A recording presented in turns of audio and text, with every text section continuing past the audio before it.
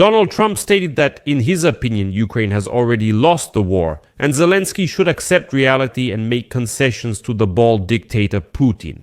Trump also claims Ukraine lacks democracy. Since Zelensky is just using the war as an excuse not to hold elections in which, according to Trump himself, Zelensky has every chance to win. But the most terrible thing is Trump's statement that the United States will do everything possible to make Ukraine admit that it is losing and agree to surrender its territories to Russia.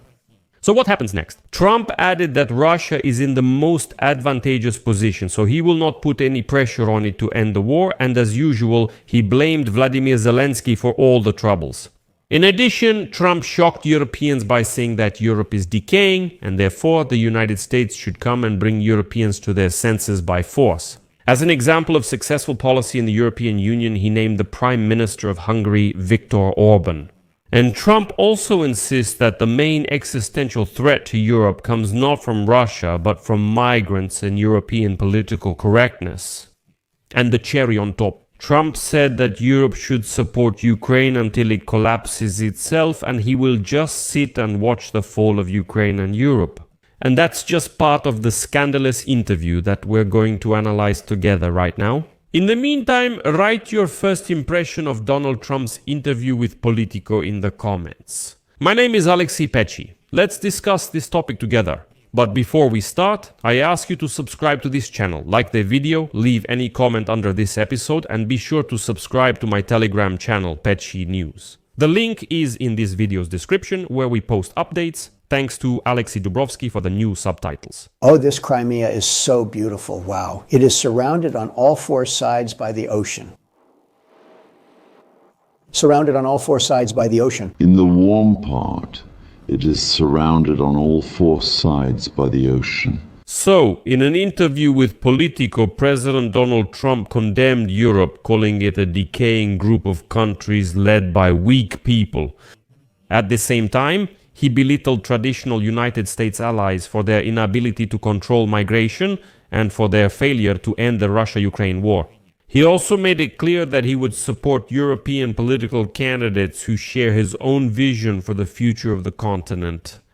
The massive attack, the attack on European political leadership, represents Trump's most fierce condemnation of these Western democracies to date. And it threatens a decisive break with countries like France and Germany, which already have extremely tense relations with Donald Trump's administration. But we'll get to Trump's position on Europe a little later in this episode. For now, let's talk about Trump's position on Ukraine. Here, Trump clearly says, "I express great respect for Ukraine for its courage, struggle, and everything. But, in the end, strength prevails, and Ukraine must finally acknowledge that. And if this quote hasn't shocked you yet, don't rush, that's not all." The host asks Donald Trump, "Mr. President, your team is shuttling between Putin and Zelensky. Which side is currently in a stronger negotiating position?" Donald Trump's answer, "There's no doubt about it, it's Russia.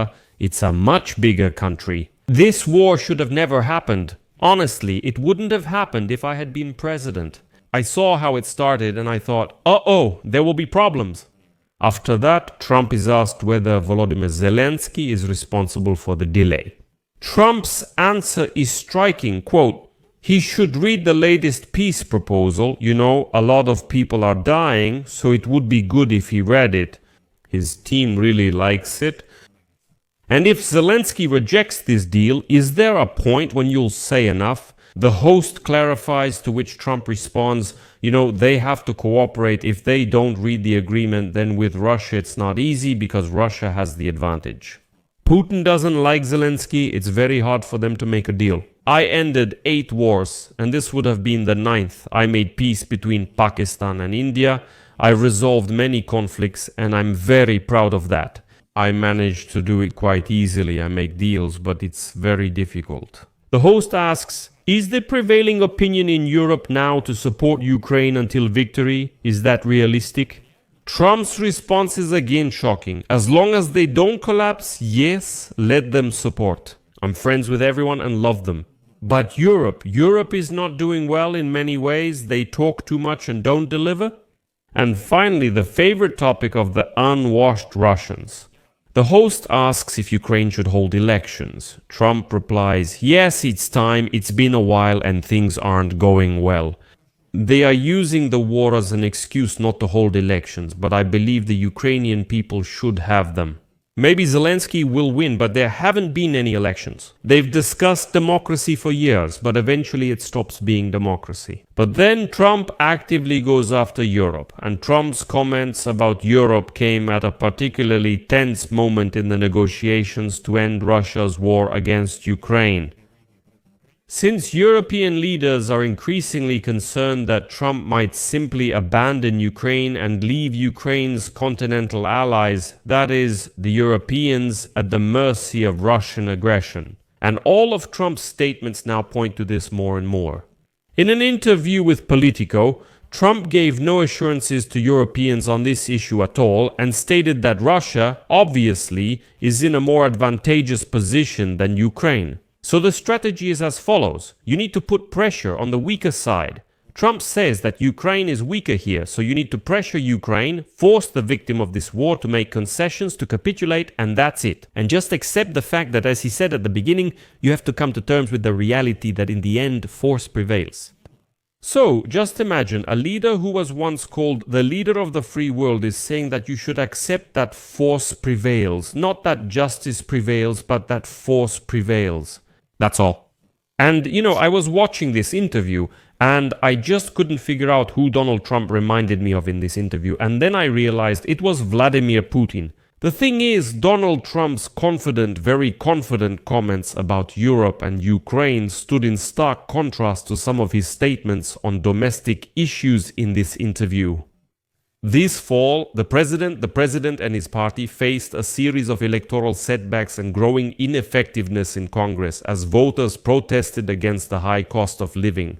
It was very difficult for Trump to get his position across in line with this new reality. In the interview, he rated the country's economic performance as excellent, insisted that prices were going down everywhere, and refused to name specific measures to combat the inevitable rise in insurance premiums. But to talk less about domestic problems, Trump increasingly criticized Europe and Ukraine and praised Russia. And this is very reminiscent of Vladimir Putin, who always distracted the Russian common people from domestic problems with statements about the decaying West. Now, for Trump, Europe is decaying, all the problems are there, everything is very bad there, and if you Americans think we have problems, just look at that Europe. Europe has issues, but America is doing great and things are excellent overall.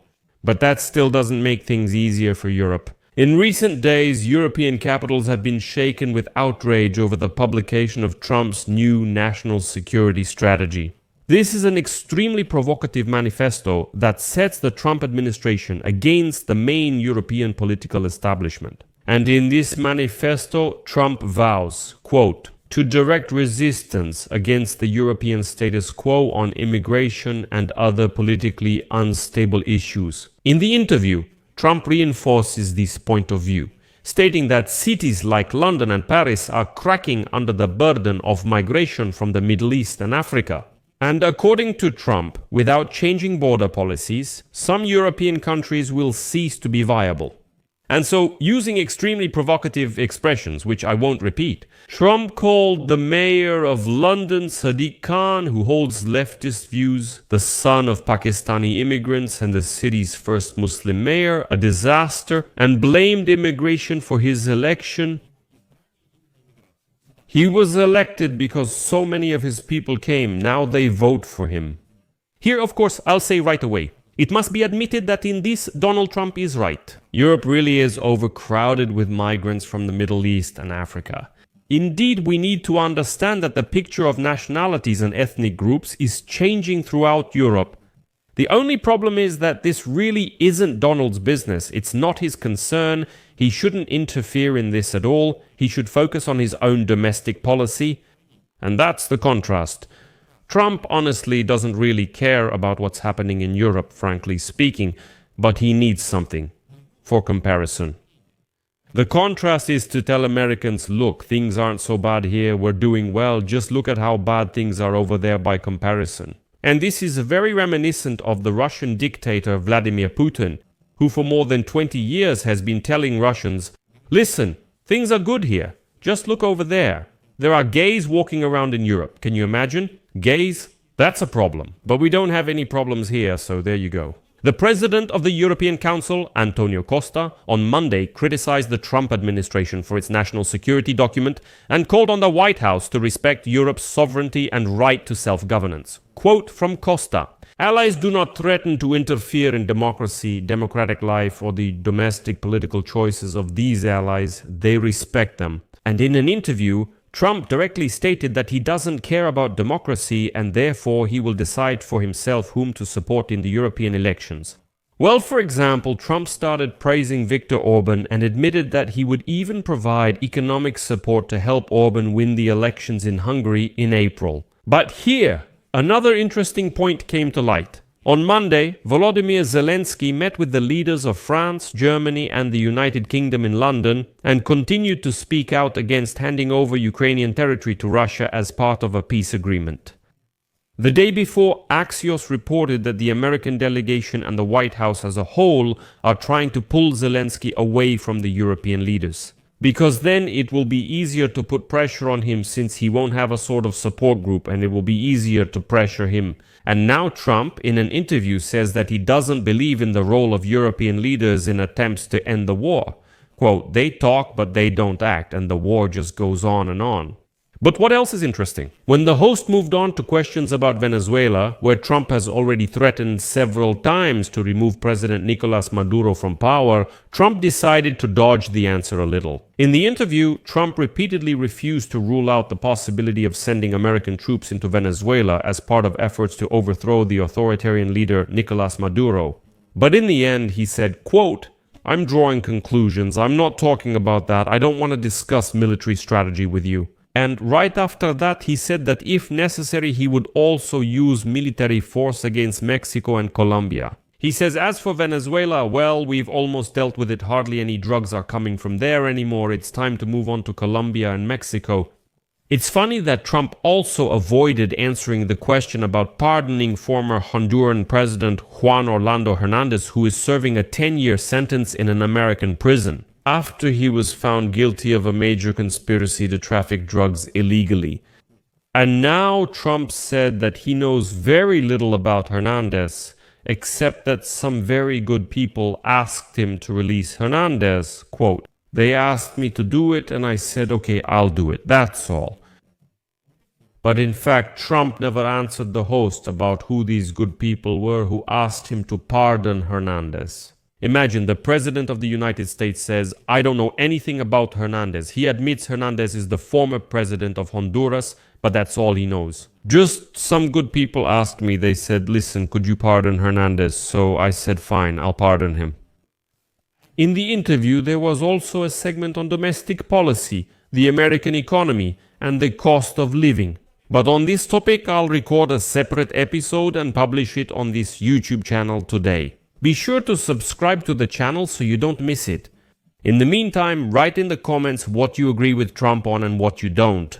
I know that many people still say that Trump is absolutely right when he comments on the situation in Europe. And this is where Trump would come in. He would bring order here, meaning in Europe. So be sure to write your opinion in the comments. If this video was useful and interesting for you and you think my work is necessary, I would appreciate your support. YouTube channel Alexei Pichi. You can do this with any donation or a paid subscription on the Patreon or Buy Me a Coffee platforms or here on YouTube.